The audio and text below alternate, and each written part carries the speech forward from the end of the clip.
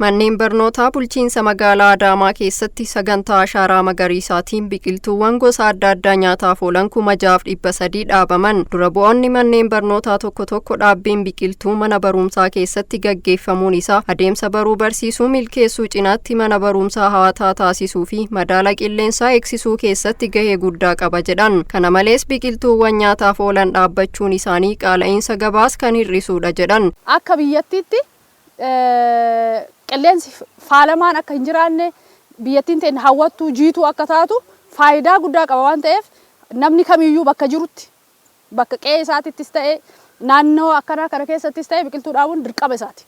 Jaalatee iyyuu odoo hin taane akka dirqamaatti maaliif qilleensa haaraa qilleensa dhibee hin qabne baafachuudhaaf ijoollee keenyaaf lamata itti aanuuf biyyattii gaarii jiituu dabarsuudhaaf hawaasni kamiyyuu namni kamiyyuu daa'ima irraa hamma jaarsatti biqiltuu dhaabuun dirqama.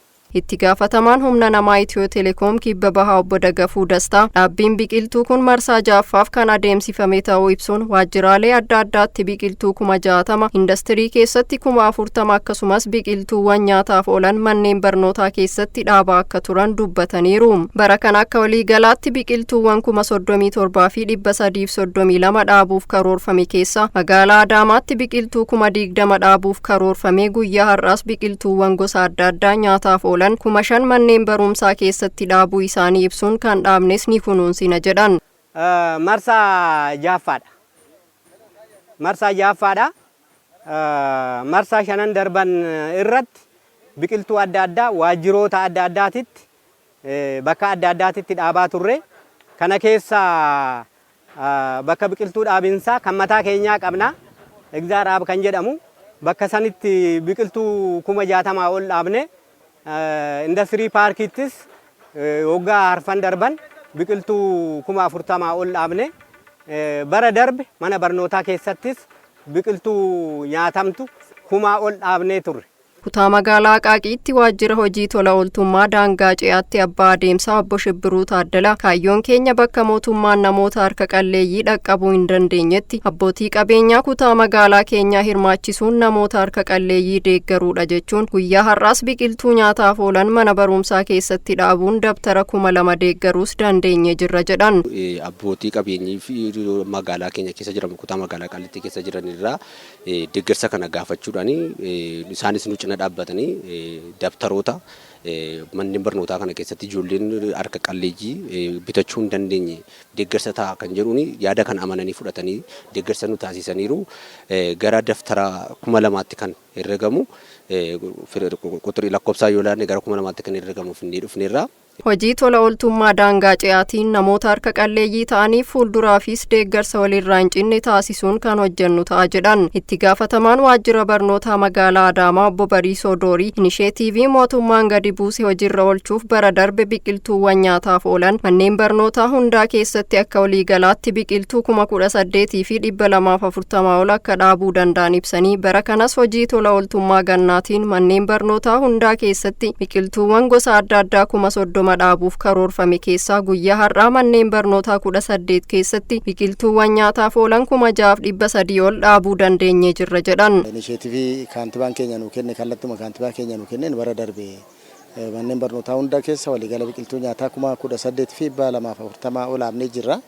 Bara kanas hojiidhuma sana itti fufsiisuudhaaf karoora hojii gannaa keessatti biqiltuu nyaataa 30,000 manneen barnootaa qabnu keessa dhaabuudhaaf karoorfanneetu hojjechaa kan jiru. Sagantaadhuma sanaan guyyaa har'aas qaamuma karoora keenyatti Itiyoo Telekoomii fi waajjirri manni kutaa magaalaa Aqaaqii Qaallittii irraa kana dura gaafannee har'a biqiltuu nu dhaabaniiti kan jiru. Guyyaa har'aa manneen barnootaa 18 keessatti kan dhaabne waliigala biqiltuu 6,300 ol guyyaa har'aa manneen barnootaa keessatti dhaabataniiti kan jirani. Hojii tola ooltummaa daangaa ce'aatiin deeggarsa meeshaalee barnootaa mana barumsaa sadarkaa tokkoffaa seenaa sabaaf taasifameef galata qaban kan ibsan obbo Bariisoon biqiltuuwwan manneen barnootaa keessatti dhaabbatan kunuunsuuf gaheen seektara barnootaa olaanaa ta'uu qaba jedhan. Biqiltuun har'a dhaabne kun akkasumatti dhaabne waggaa muraasa booda nyaata manneen barnootaatiif nyaata barattootaa fi barsiisotaatiif akka ta'aniif manneen barnootaa immoo giddugala qonnaas akka ta'aniif. Giddugala qonnaas akka ta'an karoorfamee hojjechaa kan jiru. Kanaafuu biqiltuu kana tokkoffaa hawaasi mana barnootaa gamtaan maatii barataan barsiisan Daarikteerii mana barumsaa xiyyeeffannaa guddaatiin hordofuu kunuunsuu qabu. Kutaa magaalaa Aqaaqiitti hojii tola ooltummaa daangaa ce'aa irraa dhufanii dhaabbii biqiltuu fi deeggarsa meeshaalee barnootaa mana barumsaa sadarkaa tokkoffaa seenaa sabaaf taasisan tokko waan qabnuun tumsa waliif gochuu keenyaan gammachuu qabna jechuun fuulduraafis deeggarsa barbaachisaa ta'e kan raawwannuudha jechuun yaada isaanii ibsatanii jiru. Kunuunsuun kan warroon as jiran akka kunuunsaniif yaa'u hubannoo nan kennaa fi yoo dandeenye immoo deebinee dhufnee sin kunuunsinaa kan dhaabbate immoo hanga dhumaatti akka kunuunfamee itti fufu jedhee isaan timuu barbaada. Hayyee gaanii kana argachuu kiyyaaf dhaabuu kiyyaaf iyyuu gammachuu guddaatu natti dhaga'ama.